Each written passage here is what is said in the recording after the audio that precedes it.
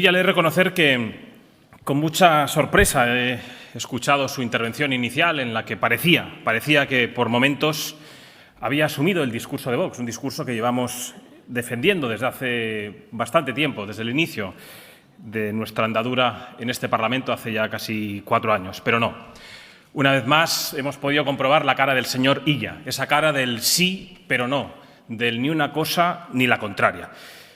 Pero lo que sí que hemos podido comprobar es que, una vez más, usted ha hecho gala de lo que lleva haciendo desde la campaña electoral, que es decir una cosa un día y al día siguiente decir lo contrario. Y eso lo hemos visto en muchas circunstancias desde que lo conocemos. Vimos su célebre ni amnistía ni nada de eso a celebrar y exigir el cumplimiento de esa infame ley en el debate de su investidura.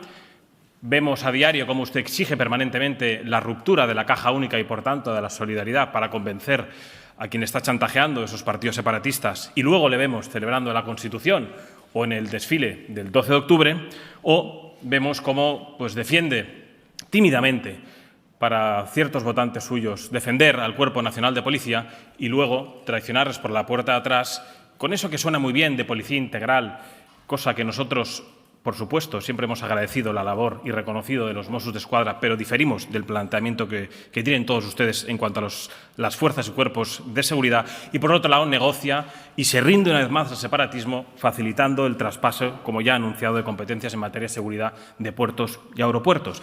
Es decir, una vez más, como le he dicho, el señor Illa, que hablaba la semana pasada de que el PSOE tiene palabra y de que cumple acuerdos, pues una vez más es una mentira más del señor Illa. Porque, entre otras cosas, si el Partido Socialista o el señor Illa cumpliera acuerdos, pues, entre otras cosas, se hubieran edificado esos más de 780.000 viviendas que prometió el señor Zapatero o su jefe actual, el señor Sánchez, ¿verdad? O no se hubiera aprobado la ley de amnistía, como he dicho, ustedes la negaban hace unos meses, o, por ejemplo, en Cataluña, los padres podríamos estar escolarizando a nuestros hijos en español porque fue algo que usted dijo en campaña electoral. Pero, una vez más, el señor Illa dice una cosa y al día siguiente hace la contraria. Luego, una vez más, se constata que usted no tiene palabra, que usted representa la mayor estafa política de Cataluña de los últimos años, y lo que sorprende, por decirlo de alguna manera, es la perplejidad o el artificio de Esquerra y de Junts per Catalunya. Es decir, se hacen los sorprendidos, se hacen los indignados, cuando ambos son socios del PSOE en Madrid, cuando ambos conocen perfectamente el funcionamiento del Partido Socialista en todos los pactos que suscriben. Ustedes deberían, yo les animo a seguir la senda que marcó Vox con la salida de los gobiernos hace pocos meses. Nosotros hicimos un ejercicio de coherencia, de ser consecuentes con los principios que defendíamos, y frente a unas políticas que impulsaba el Partido Popular, nosotros decidimos ser consecuentes, fieles a nuestros principios, rompimos y nos fuimos de los gobiernos. Sería algo muy interesante a que ustedes plantearan en esos despachos en los que se reúnen con el Partido Socialista en el Palacio de la Moncloa, o en esos palacios, en hoteles en ciertos países europeos donde negocian con el señor Puigdemont. Luego, dejen de venir aquí a hacer aspavientos, quéjense en los despachos con el Partido Socialista y rompen esos pactos que tienen en Bruselas y en el Congreso de los Diputados, y dejen de una vez por todas de engañar a los catalanes. Porque ustedes siguen instalados en hacer creer esa remota posibilidad de que ustedes podrían descabalgar al señor Sánchez o al señor Illa en los presupuestos. Entrando en materia y sobre la inclusión del Cuerpo Nacional de Policía en el servicio del 112, pues, sinceramente, ¿de verdad a algunos de ustedes les parece mal este planteamiento? ¿De verdad tenemos que escuchar cómo se habla incluso de españolizar el servicio de emergencias del 112?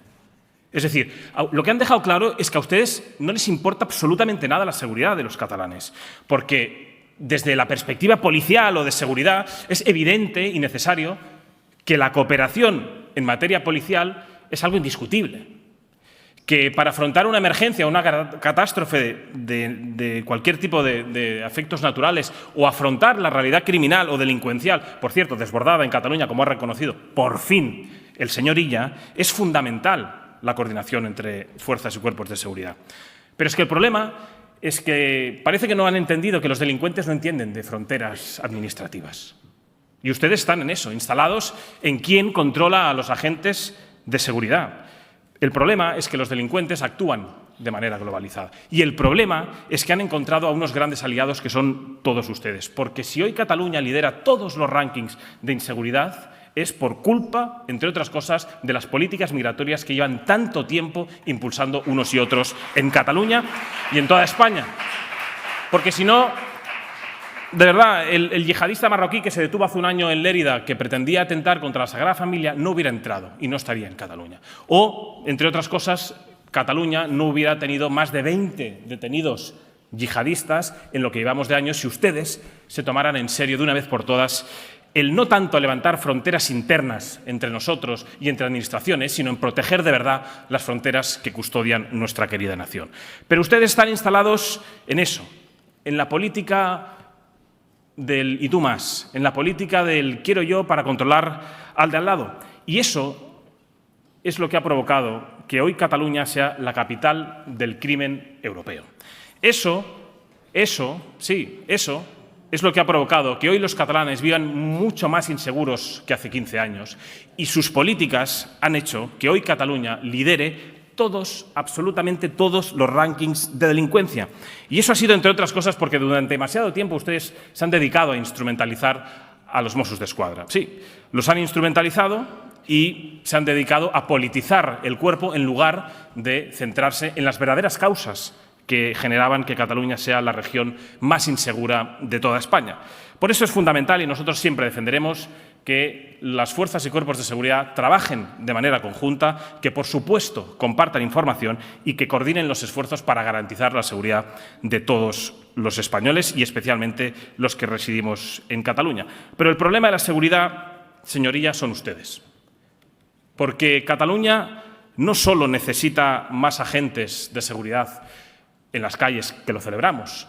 Cataluña no solo necesita más juzgados para que paguen los delincuentes, que lo celebramos. Lo que necesita Cataluña son menos delincuentes en las calles. Lo que necesita Cataluña es que su presidente, de una vez por todas, dé un cambio de 180 grados en su política migratoria, por cierto, la principal causa del incremento de la delincuencia en Cataluña.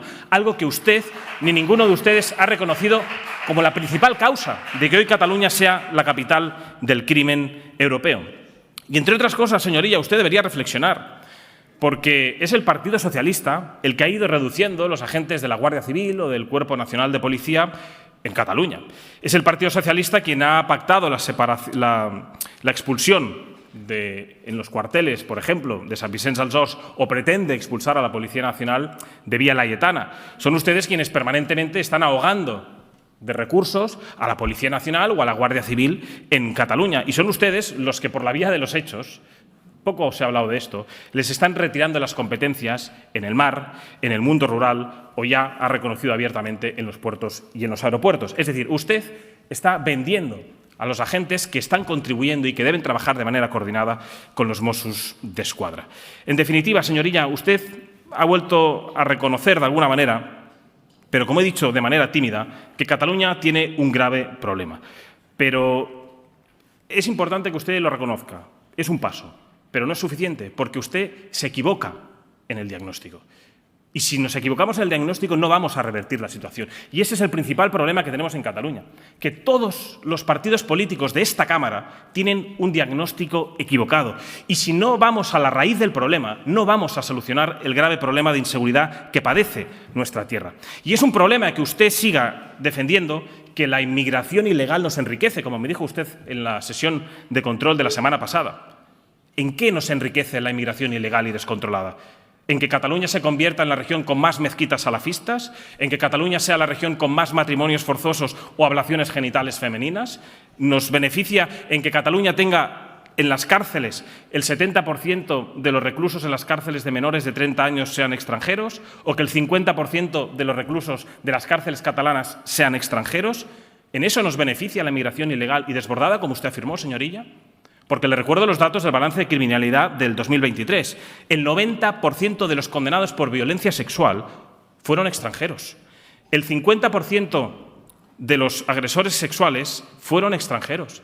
El 64% de los condenados por tráfico de drogas fueron extranjeros, por no decir que el 65% de los robos con violencia fueron cometidos por extranjeros.